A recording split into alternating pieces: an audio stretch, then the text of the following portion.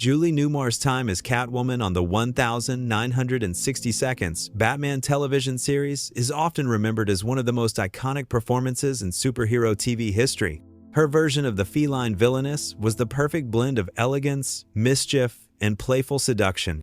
However, despite her immense popularity with both fans and critics, she did not return for the show's third season, and many wondered why such a beloved actress would suddenly disappear from Gotham City's skyline.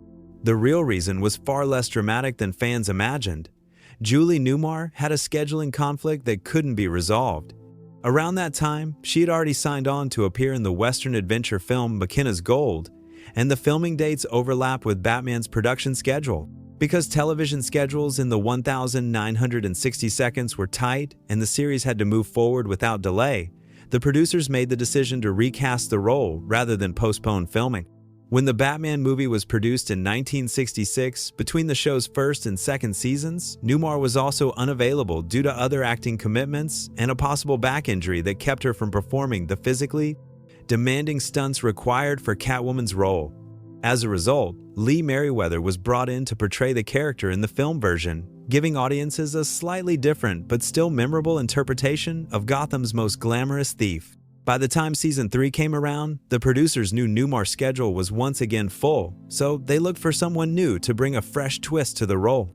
That's when they cast Eartha Kitt, whose bold and distinctive take made history as she became the first black actress to play Catwoman on television, a groundbreaking moment in 1960 Seconds pop culture. For decades, Dale Evans, the woman millions adored as the Queen of the West, carried a secret so personal that few could have imagined it.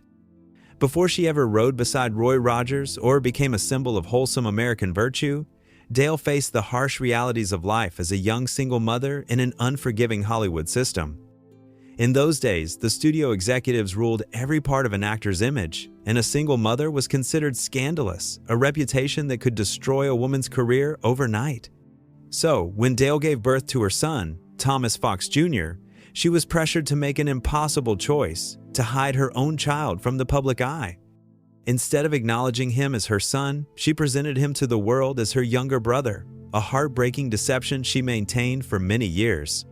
Every time Dale smiled for the cameras, posed for a magazine cover, or performed on stage, she was silently haunted by the truth she could not speak.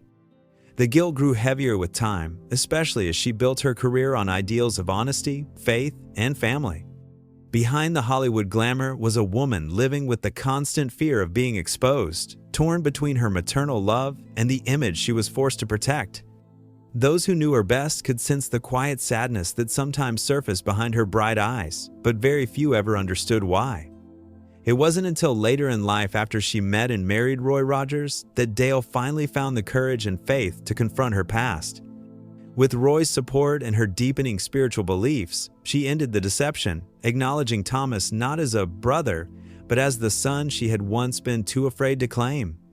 It was a deeply emotional moment of truth and redemption for her, a confession not of sin, but of survival in a world that had given her no mercy.